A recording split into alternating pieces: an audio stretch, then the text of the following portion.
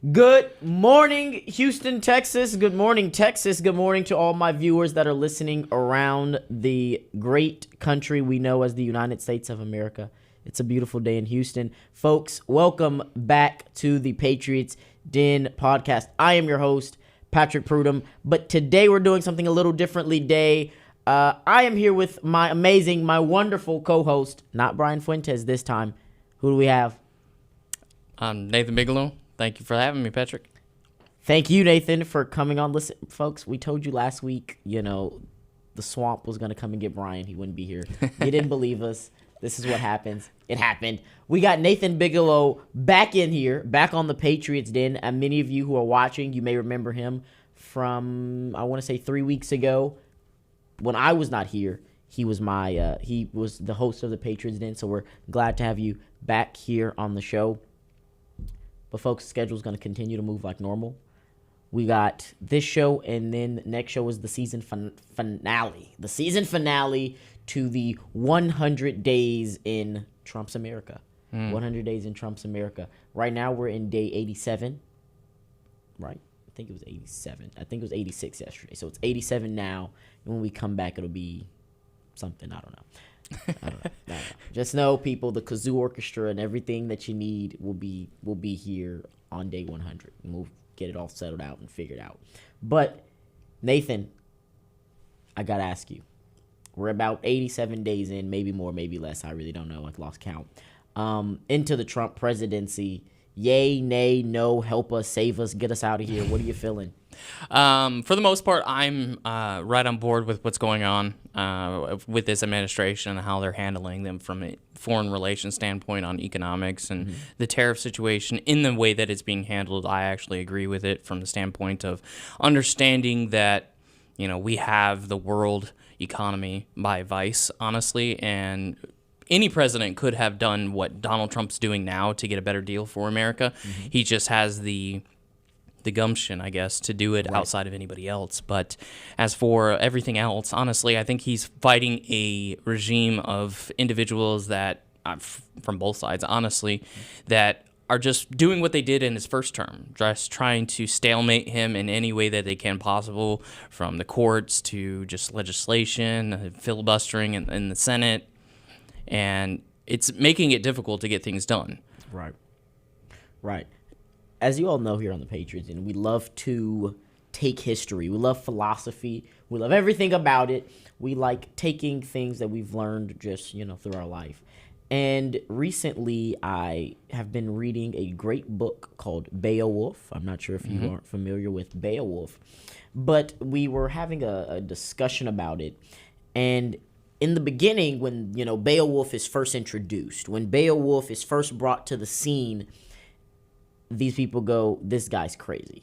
This guy is talking about fighting a demon with no sword and shield. He wants to go in naked, basically. Right. And that's eventually what he does. And the book says, and it's a scene that when I read it, I thought immediately of, man, this is just like modern day America, where it says his army, his soldiers thought, surely we're going to die. Surely we're not making it out of here. But yet they continued to say, you know what, we're going to trust this process. Right. Beowulf's about to die. We're about to die. We're no match for this demon. We're going to sit here, though, and we're going to see what happens. Demon comes in. They have a great battle. They say the mead hall is shaken every which way. The mead hall stays standing. The mead hall is the United States of America. Trump is that Beowulf. When he started imposing these tariffs, when he started doing all of this, we watched as the stock market started to collapse. People are like, I'm losing my 401k. This is what happens when you elect a felon. I mean, they threw everything they could. And there was still some people that said, you know what, let's just wait it out. Let's see what, I know there were Republicans and Democrats saying, let's wait it out. Republicans and Democrats were also ready to crucify the man. Like they were, and just in that, like in the book of Beowulf, they have the great battle. But at the end of it, like open heart surgery, as Trump said, like open heart surgery, the patient is alive, the patient is doing well, right? That's what I see. Just like in Beowulf, when everyone thought Beowulf is crazy out of his mind, turns out his tactics work. Turns out the swords and all that didn't work anyway. Right. The big talk doesn't work. all that. What works in politics is action. Right. Right. We, for too long, Republican and Democrat presidents have used, lies on top of lies on top of lies to push random policy that, hasn't helped or done anything for anybody. Right. Trump comes in and was like, yeah, we're not doing all that. He's been saying it for years. I mean, you've seen the clips of him in the 90s coming out and is like, put some tariffs on these people. that was back then. Put some tariffs on these people and, everything will just go great. Right, absolutely, and you're starting to see it now. Like it's up to 130 different countries, and just to put that in perspective for everybody, there's only 195 sovereign countries in the world, and that includes the United States. So more than half of the countries have come begging for a new deal because they understand without the buying power or the dollar of America, they have no economy. Like for instance, everybody's crying about Canada, our biggest trade partner, our biggest ally. Well, in all reality, we make up 76.4% of their total exports. Without us, they don't exist. And people are starting to realize that. And even people in politics, like they wanted to grandstand and make it to be a big to-do of, oh, Donald Trump's going to crash the economy, the stock market's going nowhere. In all reality, the stock market isn't any indication of the economy At all. Joe Biden himself said this, and even Jen Psaki back in 2022 literally said that the president doesn't use it as a metric to measure the status of the economy. So for anybody that's worried about their 401ks or anything, unless you're retiring within the next 5 years, there's no reason to worry about it. Why? Because the stock market goes up and down. You take a look at it last year. Six different instances, it crashed 2,000 points or more under Joe Biden just in 2024 alone, but nobody talks about that. So it's kind of those kind of things that people need to start realizing, like, is there an agenda behind what the media and what these politicians are grandstanding about when it comes to Donald Trump and this tariffs, or is there an actual method to his quote-unquote madness? Right. And we can see that there clearly is a method. And it's a method that's working. The problem that we face, though, is not necessarily Donald Trump's method. It's not any of that. The problem that, the American is having problems saying is, we talk about it on here all the time, is the people who you're listening to. Okay. I'm not really big on social media when it comes to being active and swiping and scrolling and all that. I'll watch some Instagram reel a time or two, watch some TikToks.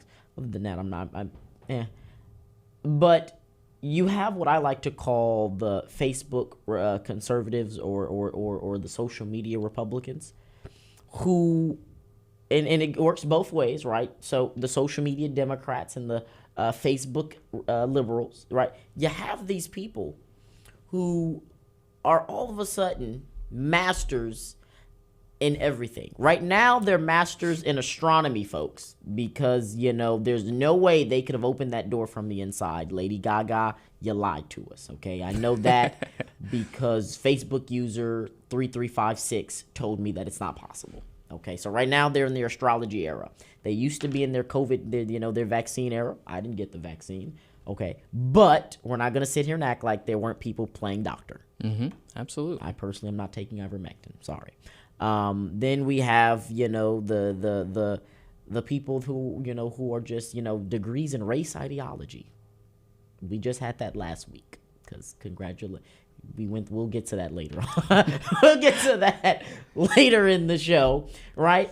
And then when the stock market was going down, everyone was, just masters in the economy and masters in tariffs, even though a study shows that over 50% of Americans can't tell you what a tariff is. Facebook would tell me otherwise. When you let Facebook tell it, everybody knew what a tariff was and some. So you have to be very careful about where you're getting your information from, your doctrine from. I believe it was on your show where we were talking about how these people come up with these random titles for themselves.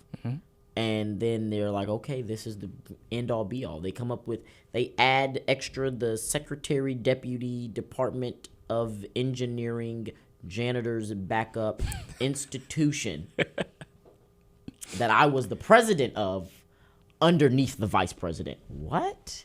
Yeah, the vice president was higher than me, but I was the president. Sure you were, bud. Right? And they come out and they write these fancy articles with the fancy titles, and everyone goes, this is it. This is the great hope right here. No. So the moment, we can start establishing what is truth, I think the better off we'll be. And the moment people start to realize that there's levels to this, I'm not going to sit here and act like I know everything. I'm not, right? You come up to me and ask me for law, I don't know anything. You go to Nathan Bigelow, he's going to know way more than me. He give you numbers and all that. I can't do it. But it's about acknowledging that you don't know everything, and at the same time, at the end saying, this is my opinion. This is what I think. Maybe I could be wrong. I could be right. We'll figure it out at the end. This is my hypothesis. As some people, that's a big word for me on the Patriots, and it's early, and I'm using my big words today, folks. Be careful now, because, the further in we go, the more my brain wakes up, and I'm already using words like hypothesis. Could I spell it right now? No, don't ask me. But that's where we are. Yeah, absolutely. And the thing is I run with a group of people on social media, because that's where I started out with social media, so I'm pretty big on there. And you could present legislation, you can present law, you can present court documents to these individuals to counteract any hypothesis that they may have, and they still will say until they're blue in their face, well, I believe what I believe. It's like, well, your belief is based off a false premise, right, and not understanding what the law or the court case or whatnot says. And we're seeing that multiple times throughout. But what I find funniest, kind of alluding to what you said a moment ago, is that and I said it on social media, and it blew up, people are having a conniption about it, is that it's funny how the individuals that were begging for money to pay off their student loans all of a sudden became stock experts. And it's like, if you were such experts in this, why are you begging for money to pay off your loans? Right. So that's the state of the United States right now. We have, pseudo experts all over the place. And another example, you don't know him because he's non-political podcaster, Leo Skepi. He created a fortune very rapidly. And he put out a video yesterday I came across, and he's like, it's funny, you see all these people in their bios, they got CEO or entrepreneur and all this other stuff, and acting as if they're some kind of expert, but yet they're all in his DMs asking him for business advice. But yet they're selling their expertise, or they're selling their program or whatnot. And it's kind of along the same lines of, we've got so many people out here acting as if they're experts in a particular area, when in all reality, the majority of Americans have over $100,000 in debt, and you're trying to tell me about finances? No.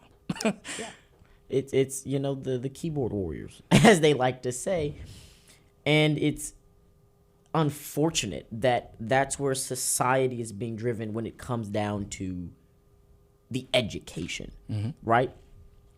And we see it not just in like the political realm, but like you see it in the business realm. You see it in day-to-day society. So much so that we now have people walking around, and I told myself that I wasn't going to do this. I lied to myself, and I'm going to do it anyway, because y'all can't tell me what to do. Thank you very much.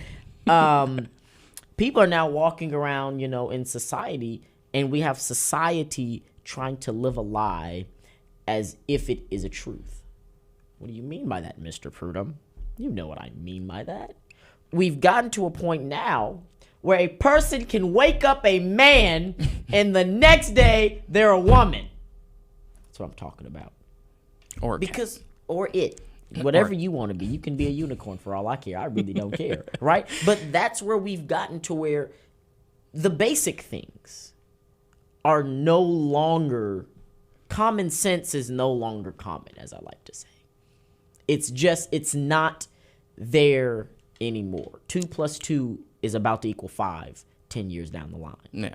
And I mean, not to like jump into this, because it doesn't seem like you really want to go depth in it, but it's pretty sad when you have the UK, who is usually behind us in everything. I mean, their country is being overran by immigrants more so than even us. But it's pretty sad when their Supreme Court can determine legally what a woman is, but yet we're still trying to weather the storm of whether or not we're a cat. Right. So and like, it's the fact that you need the Supreme Court to define that for you. That bothers me.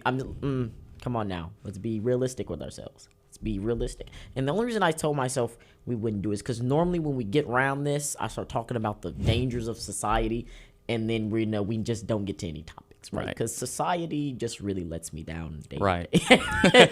I wake up and I go, well, let's see what happens today. And I brace myself before I go out the door, and it's guaranteed every day that I see one thing that makes me go, yeah, I'm going back to my room.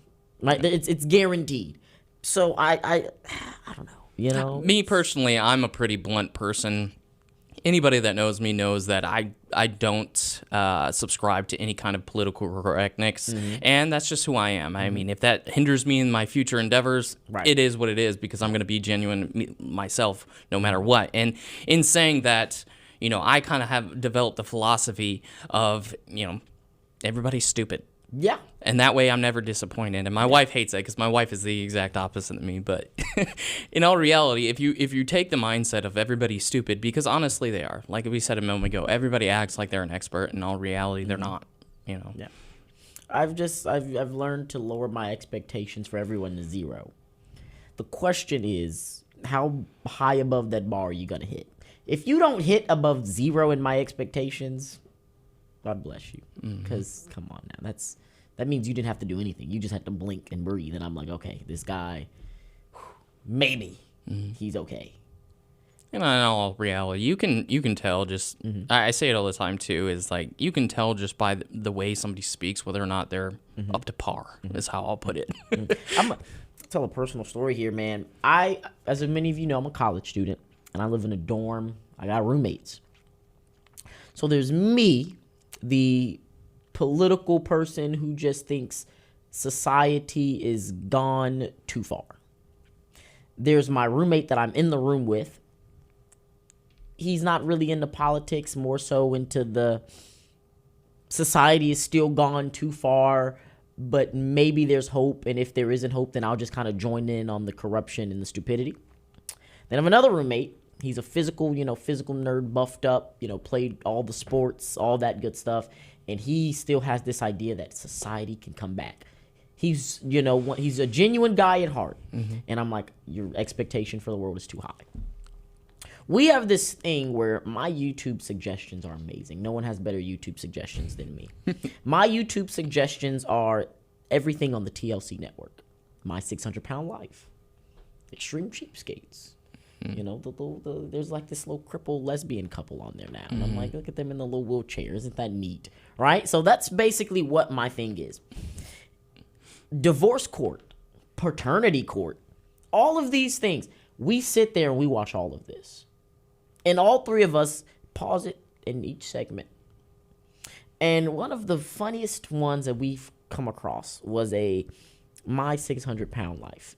And the woman, she's got a kitchen. She's moved her bed to the kitchen. Okay, that's number one. God bless her, right? Well, you go through the show, they show their eating habits, yada, yada. That's not the part that gets me. The part that got me is when she goes to Dr. Now, and he's like, you need to lose weight. You need to, start getting active, stay busy. Do something. Right. She leaves, she goes back, and instead of, losing 70 pounds, she gained 70 pounds. And he goes, what happened? And she was like, well, I was just so busy that I was stressed. If you were, and it's that moment right there made me look at everyone in that room and say, I love y'all. I really do. Y'all are great people, but this is what society is brewing. And there's a ton of people that looked at her and said, you're right, girl. Society is so great that we're going to excuse our trashy, sloppy habits. That's where we've gotten to where people say, well, I didn't have time to do my own research, so I'm just going to go and see what the first TikTok video that pops up is. All right, that's the truth, and now I'm going to go walk around and spread that. Right. That's where we are.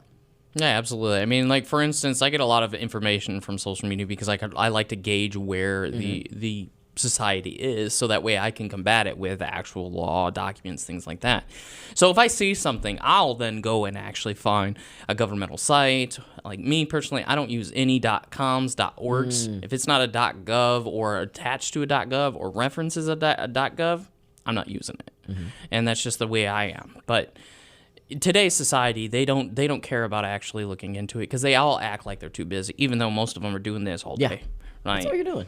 So I mean, and I'm not one to say that I'm not doing that too. Right. But I also have the time to actually go read when I'm looking at laws right now on my iPad, and that's just what I do. And if people took that approach more often, they wouldn't look as uneducated when it comes to these topics. I tell people all the time that the phone is the greatest, and then at the same time, the worst thing never happened. It's not the phone that's the problem; it's how you're using it. Right. That leads to questions. When we were just having this conversation, I don't think it was maybe the week before that. We sat and we said, there are parents that are raising their kids through the phone. Instead of the parent actually teaching the child how to do something, instead of the parent actually being engaged with their child, instead of the parent actually doing it, they're using their technology. Growing up, you had your little nursery rhymes with the wheels on the bus go round and round. Okay, that's great. Now we live in this age where there's these, there's the videos on the TikTok for kids, right? Teaching them their ABCs. Great, you'd think. Innocent. But then you're like, wait a minute. That music beat sounds real familiar to something else I've heard. And you go in, and the whole time it's this adult kind of only reference happening at the same time in children's videos. And then the kid goes and says, I wonder what that actually meant.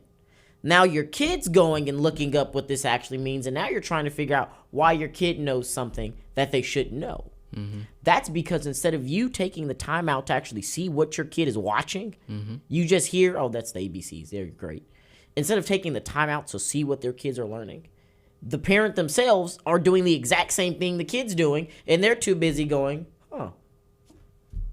And I know that to be true because I find myself doing it more often than not as well. I'm an individual, not when it comes to my kids. My kids, they're very monitored just because of my wife in regards to how much screen time they get. They're homeschooled, stuff like that. But myself, I have to check myself and say, hey, Nate, you need to stop reading and pay attention to your kids. So I know everybody else is doing it. Oh, absolutely. And I'm not going to sit here and be like, it's a bad thing. If you're doing it, you're a bad parent. No. The question is, are you aware that you're doing it? Yeah. And like he just said, he's like, wait a minute, if you're aware that you're doing it and and you're stunned, you go, wait a minute, this isn't, that's fine. Cause I got a phone too. Okay. I know you can, I've been sitting there and I'm scrolling. I get on the phone at, lay down at 10:30 at night, and I'm like, all right, I'm going to bed, start watching some TikToks, and I look up at my time, it's 1 o'clock in the morning, and I'm still scrolling, and I'm like, wait a minute. Happened last night. Literally, I'm like, I woke up this morning to the TikTok still playing, which means I kept doing it until I was like, all right, my body was like, oh, goodbye. Right? So I'm not going to sit here and say that I'm not guilty of it. The question is, when you're doing it, how much of it are you taking in as serious, and how much of it are you going and saying, it's just entertainment. Right. You don't go watch a movie about an asteroid hitting Earth and then go outside and be like, hey, guys, this asteroid's about to hit Earth actually, like right now. No, you'd be like, it's a movie, it's fake, you move on with your life. Right? The question is, when do we as a society say, okay, wait a minute, this, when do we start really drawing the line between information and entertainment? Right. Because that's where we are. The line it's not there. And even in the political scene, when it comes to, influencers on TikTok, for example, since we're on that, it's like a lot of them you can tell are just regurgitating headlines that they've seen but yet because they have a large following or they're big in politics, people tend to believe what they're saying rather than actually going and looking it up themselves, and whether or not they're being paid for it is the biggest thing. So that's kind of where we're at, is that people are perpetuating ignorance based off of ignorance and not realizing, hey, what you just said doesn't align with court documents, the law, the Constitution, what have you. It aligns with the person's pocket. Exactly. That told you that because they got paid a nice amount to do it. I'm going to sit here now and tell you that a lot of stuff, like you said, I'm in the TikTok world, right? Over 40,000 followers on there, over 10,000 followers on Instagram. I think I'm almost at 20,000 right now, right? So the deals have come to me and be like, hey, you post this, we'll pay you this much. And I'm not going to sit here and tell you I didn't take it. Oh, I've done that. But I'm very selective. Like, when it comes to health and wellness, those are the only things I've ever done. Okay. So. Yeah, now, I've done it for like some campaigns and things like that. I'm not going to sit here and say I didn't do it, which is why I know for a fact when I see some videos, I'm like, wait a minute, I got offered to do that same exact thing.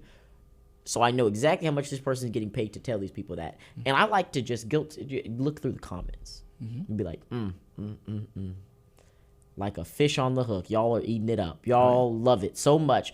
But I know this isn't true. Go do your research on it. You know, that's going to swiftly move us into this next segment. Is there's a situation happening right now in Texas where everyone's got something to say except the people that, actually were involved in the situation. We still ain't heard from them. We don't know where they at. We need y'all to come outside. They said y'all bought that house and that car. Supposedly they were found. Right. So supposedly those people that were attacking them found them. So But y'all need to come outside. we come outside right now. We got some questions. Carmelo, come to the front. Come to the front, Carmelo, man. Come have a seat right here. Can we get an extra camera there for Carmelo? Carmelo. I don't know what's going to happen to you, man. Be quite honest with you. Don't really care. I just want to know, did you really go buy a new Escalade with that money? Did y'all really go get that house in a gated community? And now them people said they feel unsafe. Did that really happen, Carmelo? Armed security. Is that security, Carmelo? Carmelo, I think you are the security, be quite frank with you. Or maybe we need security for you.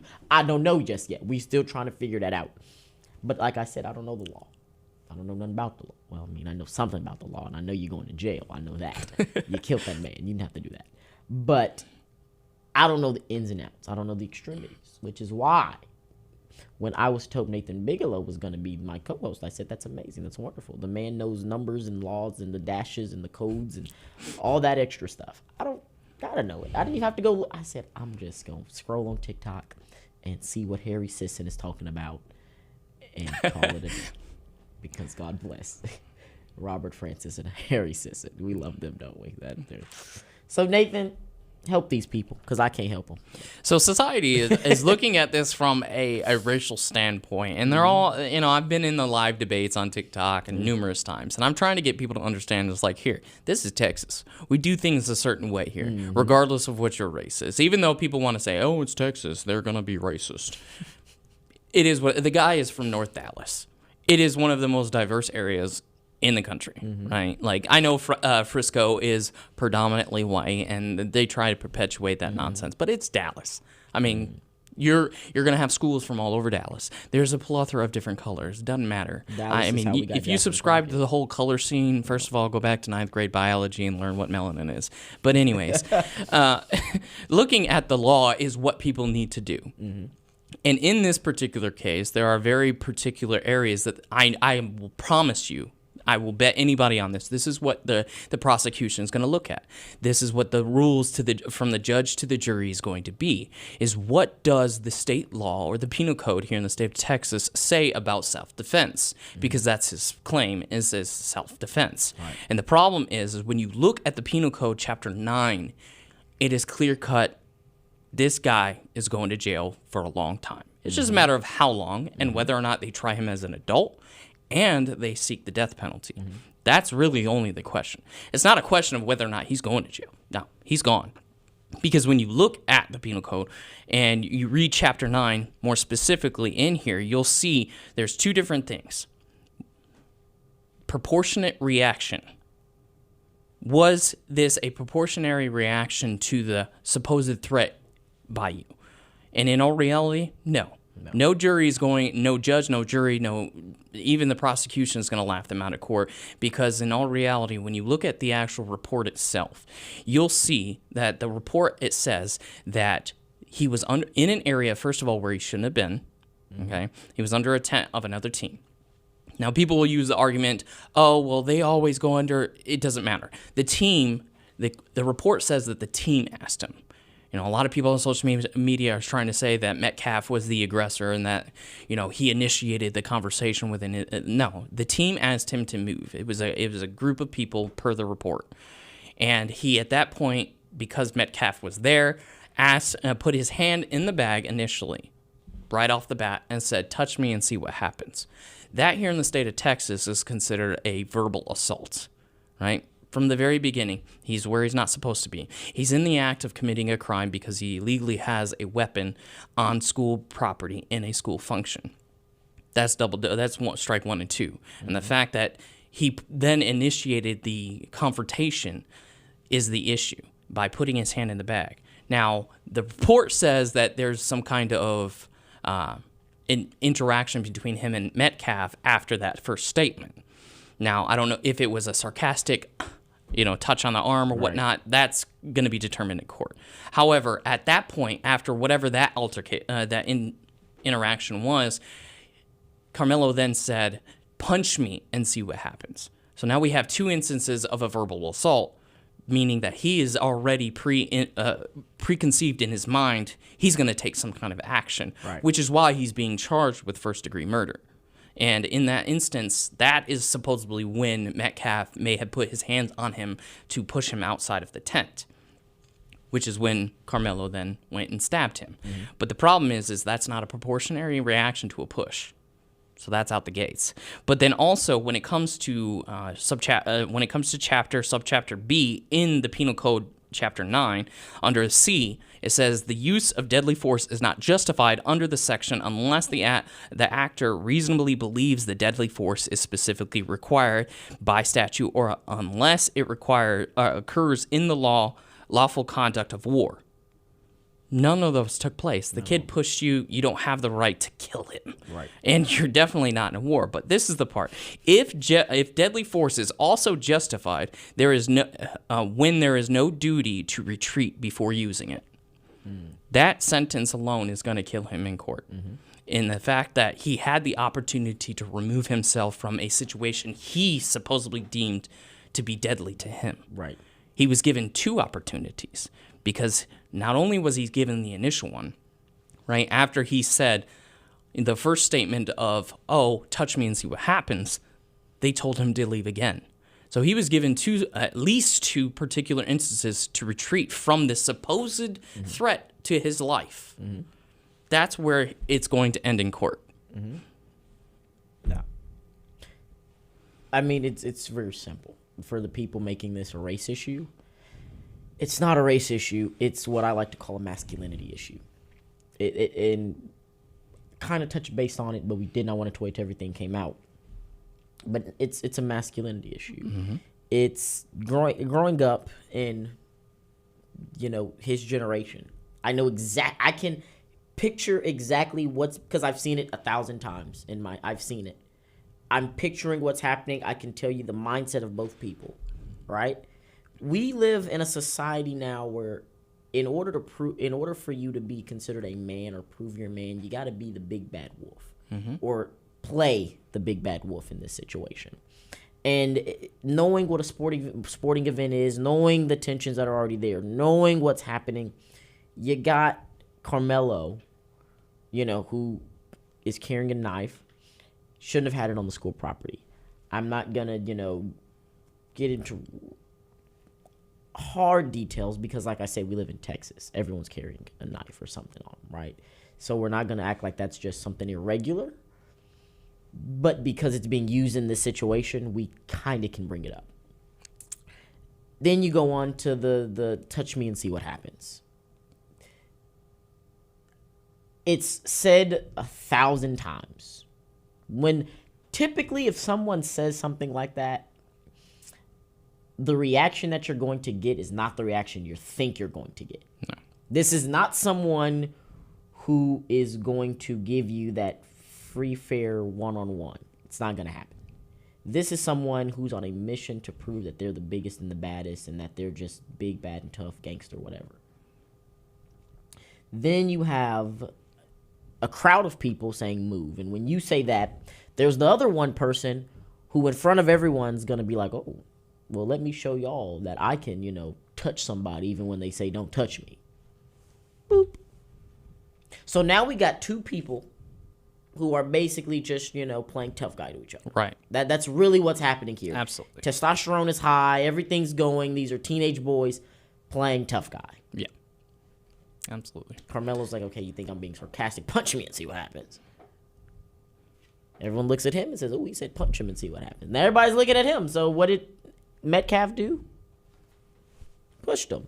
Because now I can't back away now because I don't want to look like a wimp in front of everybody. Right. Unfortunately, though, the testosterone, the tensions, trying to be the big bad wolf ended up in not the loss of one, but 2 lives. That's what happened. Not the loss of 2 lives. We're not going to sit here and say, well, it's because there was no father in the home, because both people had fathers in the home. Both people grew up in the suburbs. Both people grew up with 2 parents. Both people had good lives. Both people were good football players. Both people were good track athletes. The issue that we ran into here was society. Right. Society has made it a lie that in order to be a man, you prove it. When in reality, the manly thing to do in this situation would have been to walk away. Right. And there's supposedly some claims about bullying prior to this event. And in all reality, if that was the truth, like me if I was a prosecutor, and I can look at it from his side too, but from a prosecution standpoint, it would be like, I'm trying to understand, like, how are you going to put yourself in a situation where you know that individual more than likely can or will be? If that individual is bullying you, why would you put yourself in that situation to be bullied? Right. So the claim of being bullying is thrown out. Regardless of whether or not it actually was happening, it doesn't matter. The court doesn't care about that. Right. And that's what people need to really start realizing is that what you're all arguing about, self-defense, bullying, people touching each other, it doesn't matter. A life was taken. What led to those events? Who is the initial aggressor or who is the escalator? That's all the court's going to look at. Right. So the race thing is out the window, and for the hypocritical folk in the back, because y'all are back there, I got to call you out. If you had a problem with Black Lives Matters, forget the organization. If you had a problem with the saying Black Lives Matter, we all hate the organization. That's fine. But if you had a problem with the saying Black Lives Matter, and you responded to it with all lives matter, I believe that it is only fair that we keep the same consistency, and let's not say white lives matter, because you yourself put out the context that we shouldn't put a race in front of it. It should still be all lives matter. Right. I am, for one, been very vocal that I do not like Black Lives Matter as the organization. I don't like the saying. I've always been an all lives matter person. So as someone who was on your side then and called them out, I'm going to be on the exact same side, but this time I'm going to call you out. Because now I have to ask, was Black Lives Matter really the issue, or was it the black? Like, what makes the saying White Lives Matter for you any different than Black Lives Matter? Right. The same people that were saying, putting something like "say his name in your bio is woke" are now the same people putting "say his name" in their bio. Because you want the division, you want the attention, and that's like we were just saying. You're trying to play the big bad keyboard warrior. It's not a good look for anybody. It's not. And so you really want to show how big and bad you are, stand on truth. Right. That's the baddest thing a man can do, is if you can stand on true conviction and truth. That in my book, that's what it used to be.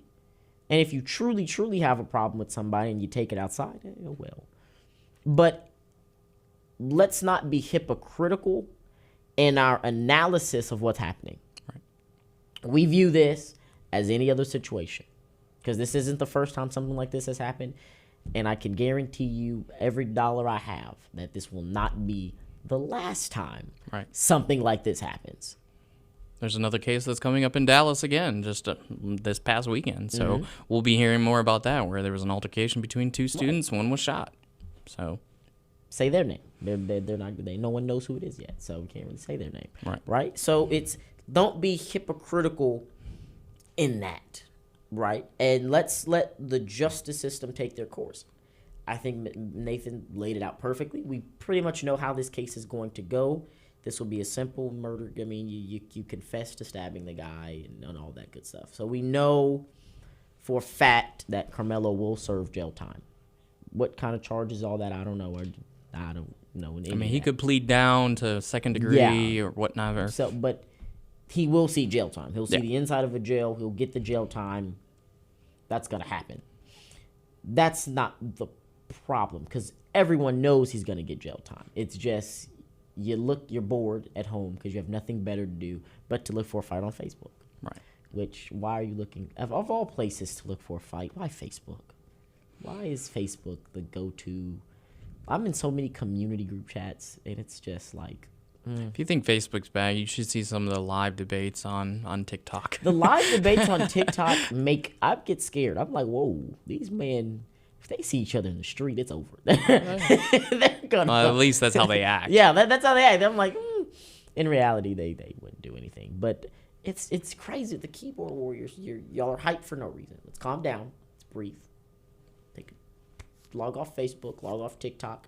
Go outside. Okay, it's spring. It's bass fishing season. Go bass fishing. Go fishing. Okay, I just went fishing last week. I go fishing every week actually. Okay, do what I do. Go fishing. Take a break.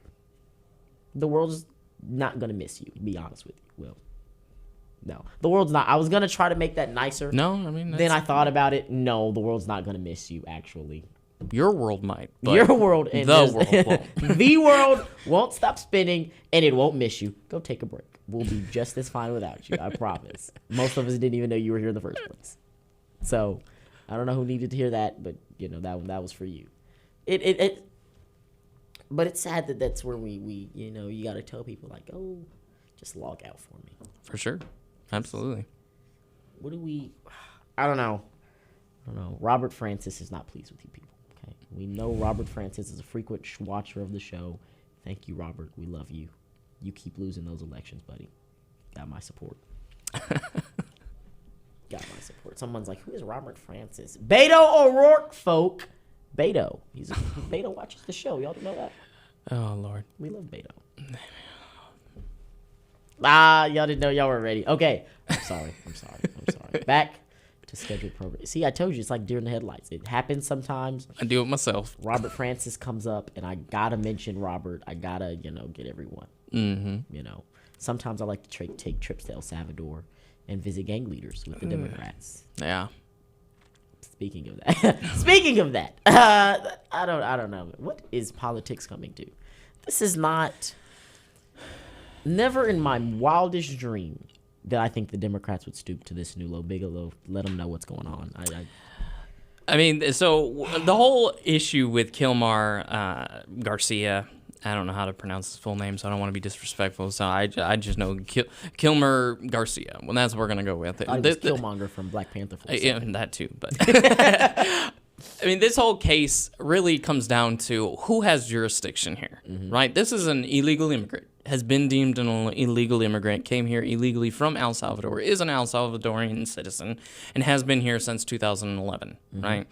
Back in 2019, he was deemed a confirmed member as of MS-13, which by the rule of Donald Trump, they are a terrorist organization under our federal law now. And because of that, the Supreme Court has already given rule prior to their current 9-0 ruling in regards to that, which we'll get to in a minute to really break down, is that the president has the right to use the Foreign Enemies Act in regards to whether or not he wants to take status away from somebody that may not be here or is here illegally and is deemed an enemy of our country. And that's the reality of it. But the problem is, again, going back to the information, people don't understand the Foreign Enemies Act, and they try to sit here and perpetuate what the media is saying. It's like, oh, it's a wartime act. It's like, sure, that's part of it, but read the rest of the sentence, because the rest of the sentence also says here, when it comes to the actual time itself, it's talking about how it's not only a wartime act, but it can also be used in the time of an invasion or incursion or things of that nature, and then accompanies that with the president going on national news or making a proclamation that this is happening. Well, we already know that happened. Day one, Donald Trump considered what was happening at the border an incursion and an invasion. Yeah. So under the Foreign Enemies Act, he absolutely has the right, as the president, to go into that and determine that Kilmar, who is already deemed an MS-13 gang member. I've got the court documents, so if anybody wants to, kind of challenge me, you can go argue with the court, right? But taking a little bit further look into it, people, they don't understand that, this is also a family man, as they're portraying it, that also in 2021, after all of this, and all after the determination of, he has a withholding from removal status per that immigration court. Mm-hmm. And it's like, that's true, but that status can be revoked at any time by the United States Supreme Court via the Buarfis, I can't ever pronounce that, Buarfis versus Mayorkas case that was just ruled on in December. And that stating that the full capacity of due process, which is what everybody's whining about, is held within DHS, or the executive branch. So in 2021, there was actually a court case that Miss Vasquez, his supposed wife, that's out here crying on national news, saying that, she filed a petition of a restraining order against him due to domestic abuse.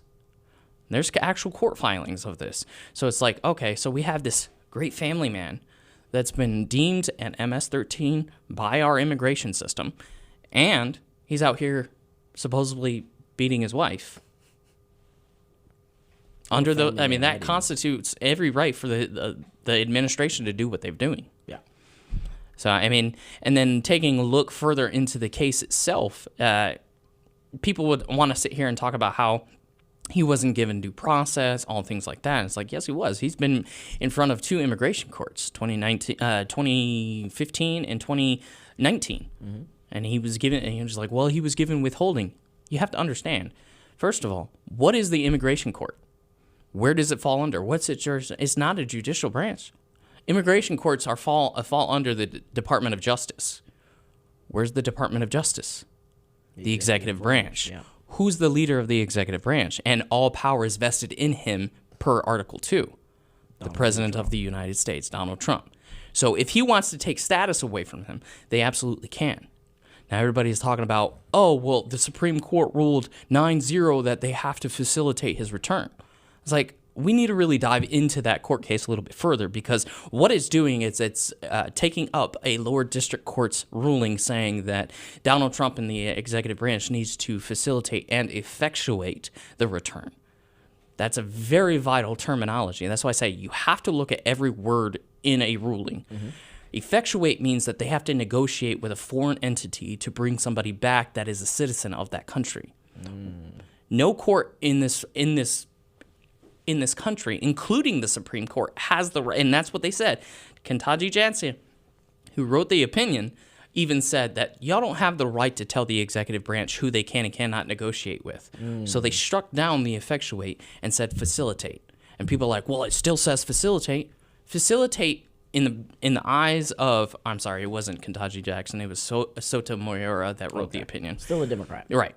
But she even said in that facilitate constitutes them providing transportation. That's it. The other day, we saw the El Salvadorian president in the White House with the president himself, and they were asked about this, right? The Supreme Court says all they have to do is facilitate it, which means provide a plane, provide transportation to come back. It's in the hands of El Salvador on whether or not they want to bring him back. Right. Because he is a citizen of them who's currently in their jail. Mm-hmm. He touched down on their soil. Mm-hmm. Now, if he touched down on American soil at an embassy or something, that we'd be having a different conversation, right? But he's a citizen there. He's there. So if the El Salvadorian president wants to say, hey, yeah, we're not bringing back a terrorist, like he did say, those were the exact words. Yeah, I'm not looking to smuggle a terrorist back into America. Mm-hmm. I'm not doing it. Conversation ends there. Right. There's nothing more to be had. Right.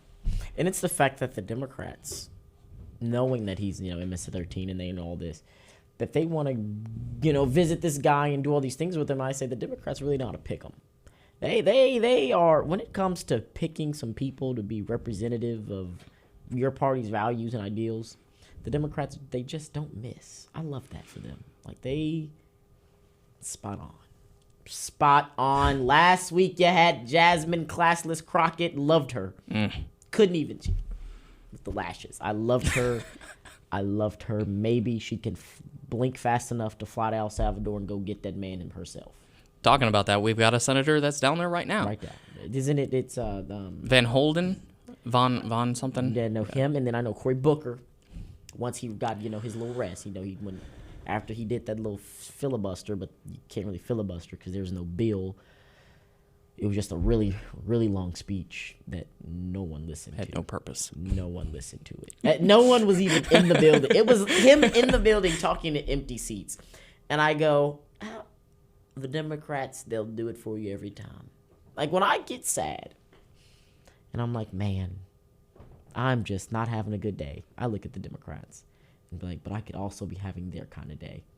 And even on my bad days, it's a lot better than their best day. So for me, it's the excessive grandstanding by them. Like, for instance, Van Hollen, or however you pronounce his name, that's down there and like, you have to sit here and say, yeah, he is a senator, but to the point where he's trying to go down there, first of all, without the proper channels of actually conducting business with a foreign country, and not setting up a meeting and whatnot. Like, as a senator, he may be able to do that, but then he just goes down there, doesn't inform anybody that he's going out. Then you have to really say, is he really acting within the capacity of a senator to do what he's doing? Mm-hmm. And if not, is he violating the Logan Act? And that's constitute where an individual may not, it's illegal for them to kind of facilitate or try and have any kind of foreign relations conversation with another country. And it's like, do we have a senator acting outside his purview? Mm-hmm. And if so, is he violating constitutional or federal law? Mm-hmm. And don't be surprised if that's exactly what's happening. That's not something that I put past them. We know who they are. We know what they're willing to do. We know the extremities both sides are willing to take for situations like this. So I wouldn't be surprised if that's exactly what's happening. If he is down there acting in another position other than what he should be doing. Right. And the fact that, why are they so invested in this one case? Why are they so invested in this one person? It makes you want to go, okay, wait, what else is really going on here? Absolutely. What else is really going on here? But we're gonna wait for more information to come out, because it's definitely more on that is definitely gonna come out. It's definitely, this is just the beginning of something like that. It's gonna be a big fuss and a big mess, because you're going down there, all that. We'll see what happens. But folks, my personal favorite time of the show. Your favorite time of the show, his favorite time of the show, Brian's favorite time of the show, wherever he may be right now. The establishment got him. Oopsie daisy. Rapid fire. Rapid fire. 5 minutes of pure, what's on your mind? Mm-hmm. That's all it is. And sometimes my 5 minutes goes over. Sometimes it's under. Today it's probably going to go over. Last week it went over. For the past 5 weeks it's gone over, and that's okay. Because you still watched it. I know you watched it, because I look at my view count. I say, got them. They're still here. You're sitting in front of your screen right now. Y'all are waiting. Y'all are like, when is he gonna start? Why is he talking to me? Hurry up and tell me what's about to happen. Patience, my child. It's coming. I'm not even starting. Look at you. I'm not even starting. Look, he even put the camera on me. See, he's like, I'm ready. See, no, it's not happening just now. I'm not going first, Nathan. Go ahead and give the people what they want, man. Yeah, I want to talk real quick. It's been something that's been on my mind for roughly 3 weeks now. Mm-hmm. Is the America's favorite Attorney General from New York, Letitia James. It's the pure hypocrisy from her that's the funniest about this situation. So about 3 weeks ago, at the end of March, I came across some information that I believed that was going to come to light. Mm-hmm. And that is that she was going to be brought up on fraud charges. Mm-hmm. Well, I made a video about it, showed documentation, showed some of the mortgage information on it. Right. And lo and behold, I'm getting chastised on all forms of social media saying, oh, this is fake. You're just going after her because, of her skin and, all this other stuff. It's like, no, like we're going to stay consistent here. Just wait. In a couple weeks, you're going to see her refer for criminal charges. Mm-hmm. Well, guess what happened yesterday, everybody?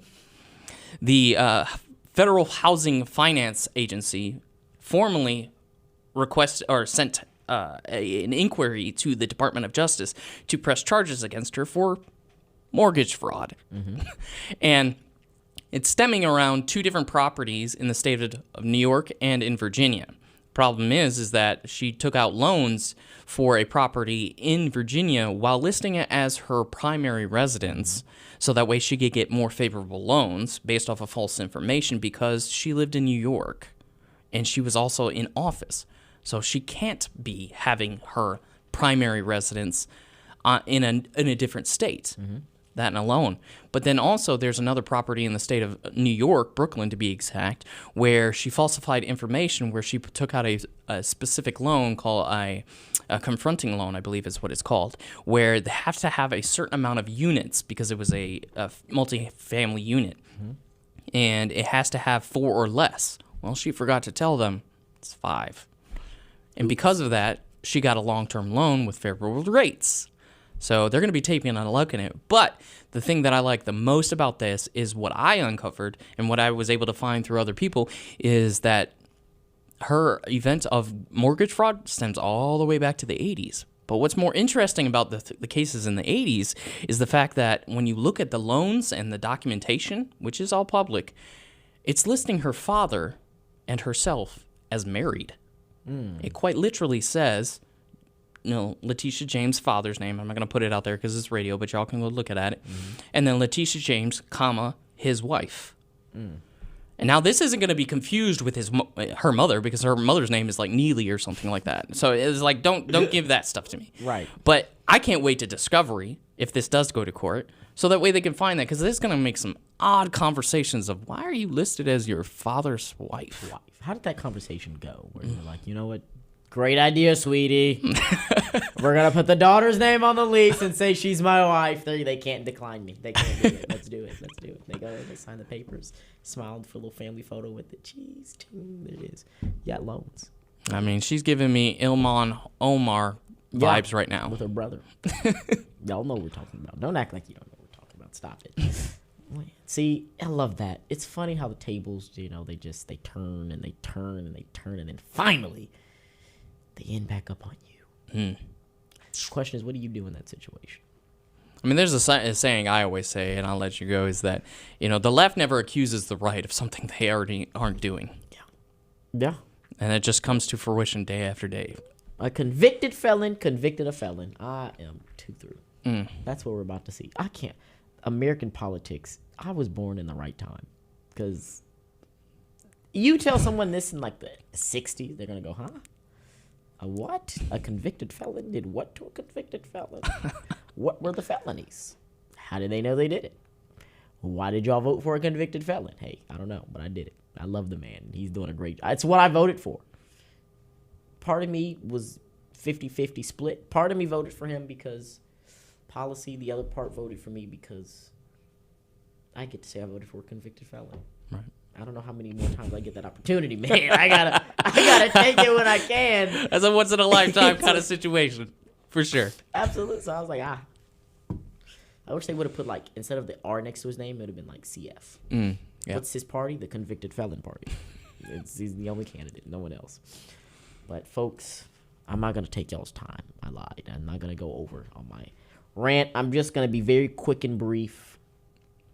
I am sick and tired of being sick and tired of politics. I'm sick of it. The grassroots movement in America has forgot what it means to be grassroots. And they are trying to play as if their local politics is the federal politics. And that's just not what it is. It'll never be that. We'll never get to that rating. Local politics is far more serious than federal politics. You cannot walk around here with the persona of Donald Trump and want to be the mayor of your city that has 10 people in it. It doesn't work that way. So when we can get back to the basic and the fundamentals of what grassroots actually means, the better off the Republican Party will be. I'm not even talking to the Democrats. I could care less. I'm talking to my Republicans right now that want to walk around and call themselves grassroots Republicans, but yet there's this consistency of walking around, and now main grassroots person is the person who can now write a $500,000 check. That's your grassroots now. That's not what it used to be. Grassroots used to be door knocking, volunteering door knocking, that for free. Grassroots used to be going out and making those phone calls. Right. Now we're seeing grassroots is, I wrote a check. Yep. That's what the grassroots movement is now. It's, I wrote a check. I'm working with a guy in Ohio. He's running for city council out there, and it's a grassroots campaign. And when I first was in, communications with him, he was telling me how much he wanted to spend on this race, yada, yada, yada. And I'm like, wait a minute. This is a city council election. The amount of money that you're putting into this city council election is money you could be putting into your city without even being on the city council. So my question now goes to, are you running for city council because you want to be on city council, or are you running for city council because it looks good on a resume? That's happening right here in Texas. We got a lot of people running for a seat, not because they want the seat, not because they want to do right by the people, but simply and solely because it looks good on a resume. So the moment that Republicans will, stop being Facebook conservatives, put the phone down for a second and actually pay attention to what's happening. You can whine and complain in your Facebook groups all day long, but until you actually get out in the street and you actually do something about it, it's never going to change. Right. Arguing in the Facebook comment section changes nothing. No votes are earned, no votes are lost. Everything stays the same. The only thing that changes is you got a cramp in your thumb, and now you're going to go cry to mommy. So congratulations to your Facebook comment and, the 2 likes from, the 2 people that just so happen to be your backup buddies on Facebook. I don't know what else to tell you. So the moment the grassroots campaign goes back to being grassroots, the moment we go back and having common sense and realizing, yes, that may work on the federal level, it doesn't work on your local level, the better off you'll be. Maybe you'll win some elections. Maybe. And we should have like an election limit. After you've lost so many times, please stop running. Better. Robert, we're talking to you, Robert. After you've lost, please stop wasting our time. You've spent you spend millions of dollars to lose. Your wife is disappointed, Robert. Stop it. There needs to be a limit. It's getting out of hand. The amount of times where someone tells me they're running, I go look at your Ballotpedia, and you've been running since 2012. And you ain't won yet. Them people, they sick of you. They don't. Now the people that voted for you in 2012 aren't even voting for you now because they're like, okay, we're the next guy, please. Begging. And to the people who actually can do something, who don't sit on Facebook all day long, and are willing to actually make a difference, but they're too scared to run for the office. Run for the office, please. We need new people. We need new leadership. We need new ideas. We need fresh thoughts from the people other than the keyboard warriors and the doctorates in Facebook. We don't need Dr. Facebook anymore. You graduated from Facebook University and you think you know something. We're sick of it. It's my rapid fire. I'm done. See, I told you I wasn't gonna do anything too crazy. Just had to get on the grassroots for a second, get them back in line, because we're seeing I'm seeing a lot of campaigns here, especially in my area. That's just needs a little work. But folks, we thank you for tuning into the Patriots Den. Next week is I think it's next week. It's not next week. It's going to be next weekend. Next. Okay? Either next show or the show after that. The 100-day special that y'all have been waiting for. I got my kazoo ready. I hope y'all got your kazoos. Get your kazoo. Get your kazoo. Sure. For the $1 million kazoo orchestra funded by none other than the federal government. Why did we have that? We don't know yet. 100-day special, folks. I got my suit picked out. It's laid out on my bed right now for 2 weeks. Y'all tune in every Thursday, 10 to 11. This is the place to be. If you're not here, I don't know where you are. The Patriots Den, Radiodabang, a Mike Comp production. I am your host, Patrick Prudham, and today I was joined by an amazing, fantastic, very educated, because I didn't know half the stuff he said. I got to go look some words up after this. But the amazing, well-educated Nathan Bigelow. Make sure y'all tune in to his show. Go ahead and give your show a shout-out here. Yeah, absolutely. So my co-host and I, Mike, we run our show on Saturdays at noon Central Time. The Legislative Lounge, y'all can find us on any platform. Absolutely. And thank you for having me, Patrick. Absolutely. It was great. Thank you all for tuning in. We will see you. Well, I won't. He'll see you Saturday because you're going to be here on Saturday. I know you will because I told you to be here on Saturday. So he'll see you Saturday. I'll see you next week on Thursday. Folks, enjoy your weekend, whatever you celebrate. I will be celebrating Easter. Whatever you celebrate, that's on you. I don't